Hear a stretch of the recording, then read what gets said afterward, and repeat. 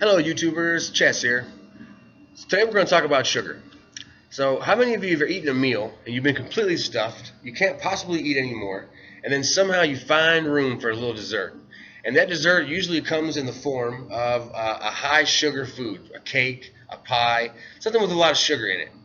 So there's a biological reason for this. And today we're going to talk about sugar, its effects on the mind and body, advertisers' role, and what it's doing to our children.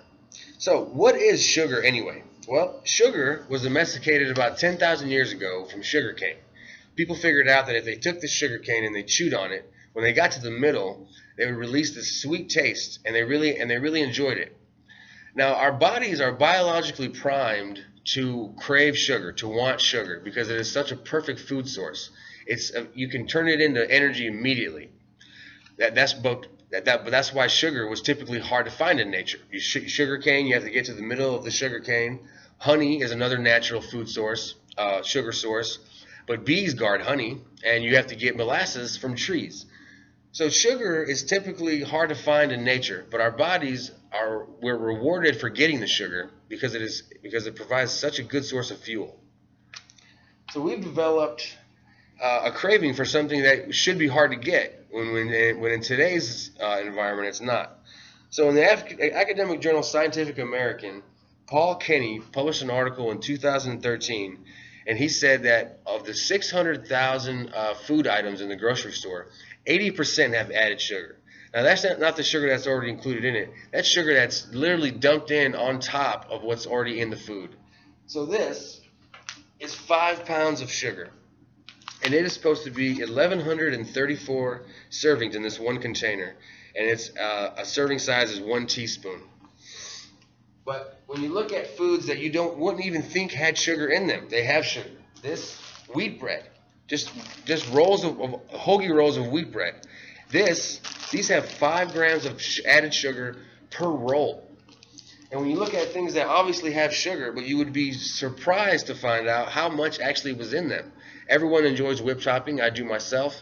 Kids love it. They like to eat it right from the spoon, right off the top of the cake, and leave the cake there. 3 tablespoons of this has 19 grams of sugar. That's an astronomical amount. So what we're doing, the biggest offender of having added sugar is foods like soft drinks, sodas, juices. They have the most added sugar in them, and it's become a problem because they're metabolically processed faster than foods that have substance to them, like fruits.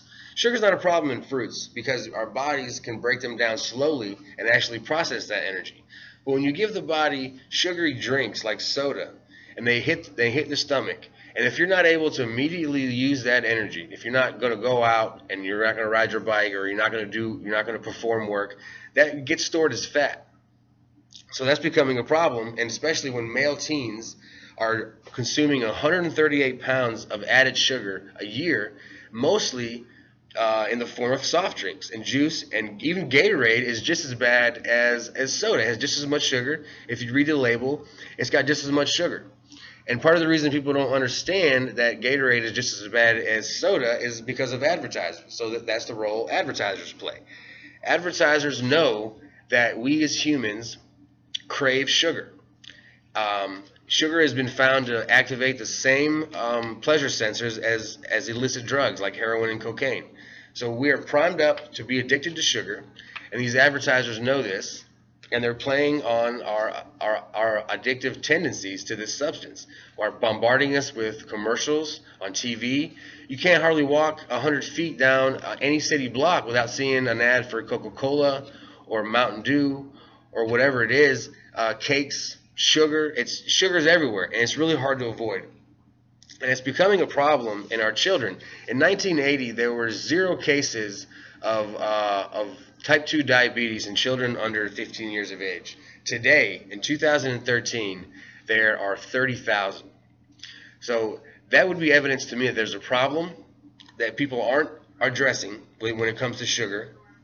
And advertisers are getting away with selling what's basically making our kids fat. So the goal of today's speech was just to inform you a little bit about what sugar does to your body, what the advertisers are doing unfairly to sell us these things, and the idea that we need to consume a little bit less if we're gonna be healthy, and if we're gonna move forward and have a further generation be healthy and ready to be productive members of society. Thank you very much.